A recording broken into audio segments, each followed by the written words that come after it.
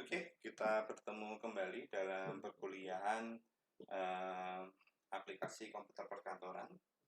Jadi pada hari ini kita akan membahas mengenai penanganan form pada aplikasi berbasis PHP di sini. Baik, mari kita mulai materi kita. Yang pertama, kita lihat di sini. Jadi sebagai pendahuluan, pasti kita sering menemukan bentuk antarmuka seperti gambar yang ada di samping ini. Contoh misalkan ketika kita akan diminta untuk mengisikan nama lengkap, email, alamat, kota, kemudian kita kirimkan.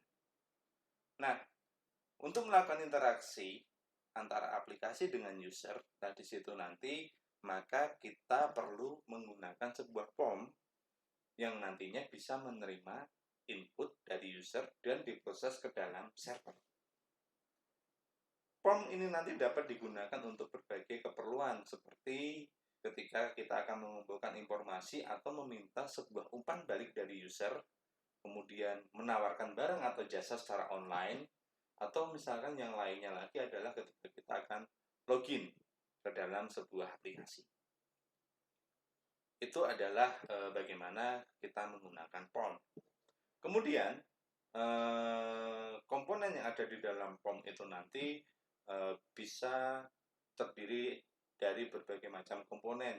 Misalkan di sana ada text box, kemudian ada checkbox, ada radio button, ada push button, ada list menu. Itu adalah elemen-elemen atau komponen-komponen yang ada di dalam sebuah form. Baik, mari kita lihat di sini form ini nanti seperti apa.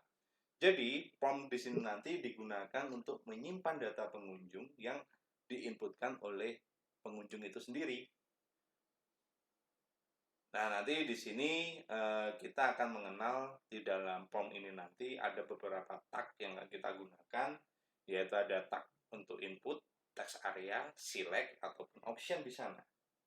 Nah, kita akan melihat satu persatu di sini nanti mengenai untuk pengertian dari tags form di sini. Jadi sebuah form di dalam HTML ataupun PHP di situ nanti harus berada di dalam sebuah tag seperti ini. Tag form seperti ini. Nah, kemudian setelah diawali dengan format form, kemudian nanti akan diakhiri ada slash form juga, itu adalah untuk menutup. Nah, misalkan di sini ada satu contoh bagaimana di situ nanti kita akan mengisikan nama, kemudian mengisikan alamat, setelah itu disubmit. Nah, kita bisa lihat di sini tag awal tag form di sini nanti ini adalah pembukanya, kemudian ditutup. Untuk atribut yang ada di dalam form ini nanti kita akan mengenal ada action, kemudian ada method. Nah, action ini berfungsi untuk apa? Action ini nanti berfungsi untuk menjelaskan kemana data dari form yang sudah kita isikan nanti itu akan dikirim. Misalkan akan dikirim ke dalam, misal contoh ada proses.php atau login.php di situ. Kemudian method. Method di sini adalah atribut kedua. Nanti berfungsi untuk menjelaskan bagaimana data isian dari form itu nanti akan dikirim oleh web browser. Nah, di sini nanti untuk atribut method ini di dalam form ini kita bagi ada dua nilai, yaitu nilai get dan nilai post di sini. Bagaimana perbedaan metode untuk nilainya yang get dengan metode yang nilainya adalah post? Jadi di sini nanti jika kita mengisi atribut method dengan get, nah ini nanti maka apa yang terjadi? Isian form itu nanti akan terlihat pada URL browser. Kemungkinan kemarin kita sudah mencoba dalam statement kendali kemarin. Sedangkan di sini nanti biasanya untuk metode get ini nanti digunakan untuk proses query pencarian. Nah, ini nanti untuk ditampilkan. Tetapi kalau untuk login atau hal-hal yang sifatnya rahasia itu biasanya nanti menggunakan post supaya tidak dibaca di dalam URL browsernya. Itu adalah perbedaan antara metode get dengan metode post.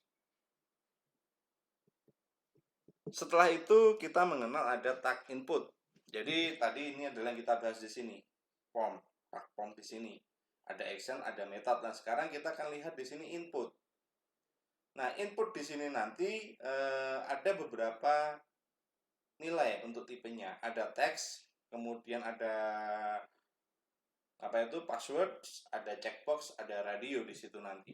Jadi tag input di sini nanti itu merupakan tag yang paling banyak digunakan di dalam sebuah form dan di sini memiliki banyak bentuk. Dari isian teks biasa untuk isian password, email dan sebagainya. Ini contohnya. Misalkan saya ingin menampilkan nama. Nah, di situ nanti ada label nama, kemudian yang ada field di sini nanti berarti ini. Ini adalah untuk tag input.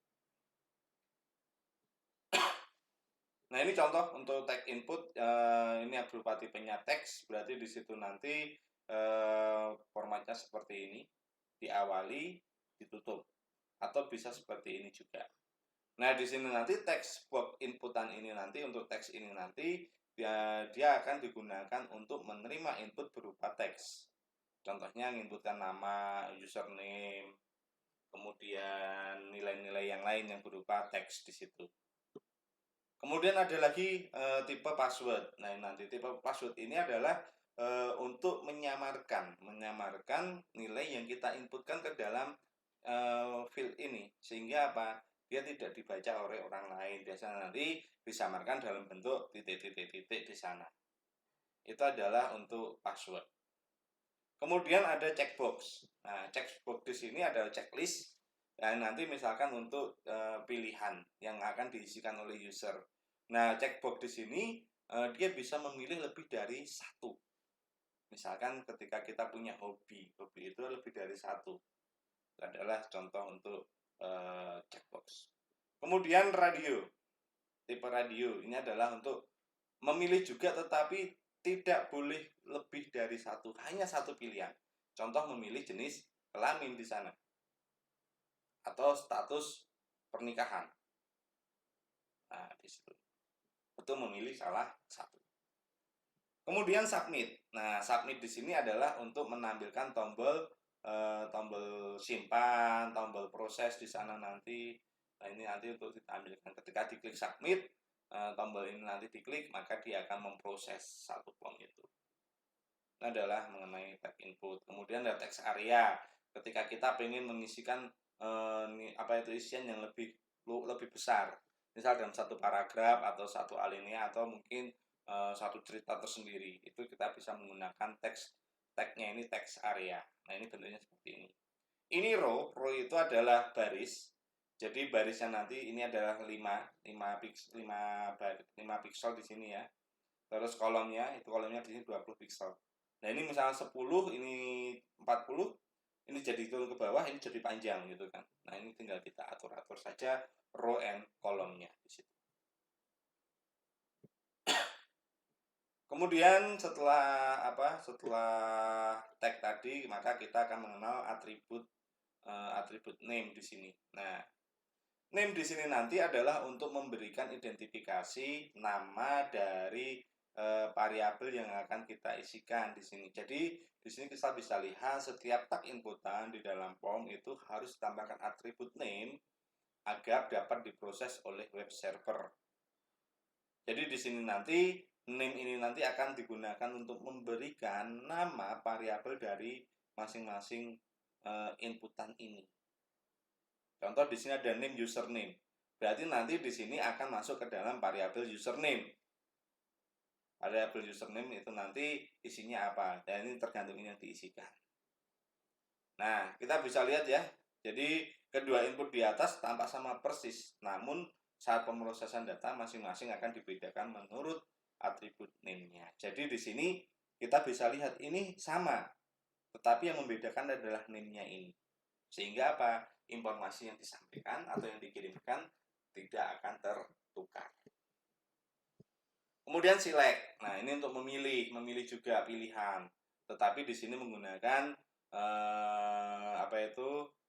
pilihan seperti combo box di sana di situ. Drop down menu, drop down dia. Ini contoh-contohnya. Nah, ini adalah contoh bagaimana ketika kita membuat sebuah form pendaftaran. Di sini misalkan namanya siapa, passwordnya siapa, passwordnya apa, jenis kelaminnya, hobinya apa saja, asal kota dan seterusnya. Nah, ini adalah bentuk programnya. Kita bisa lihat ya di sini head title di sini.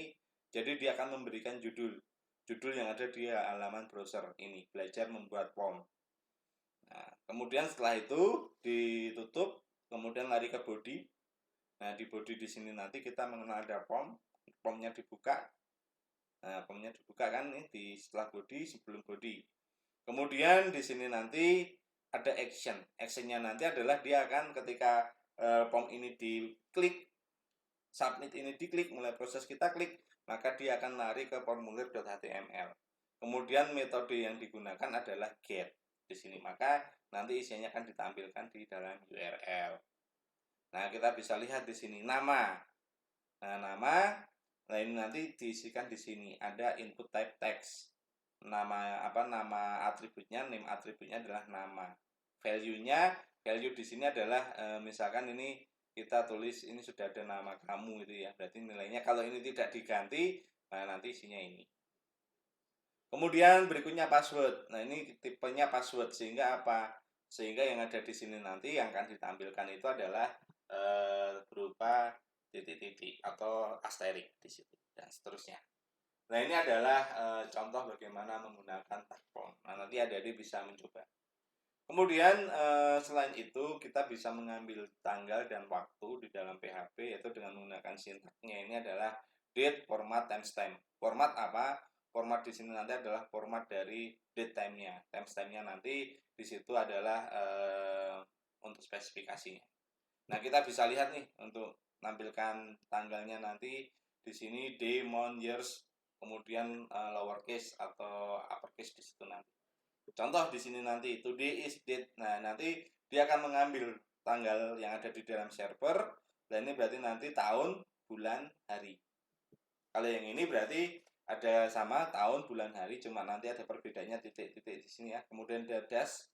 Lah kemudian nanti ini lowercase di situ nanti. Jadi akan merepresentasikan the day of the week.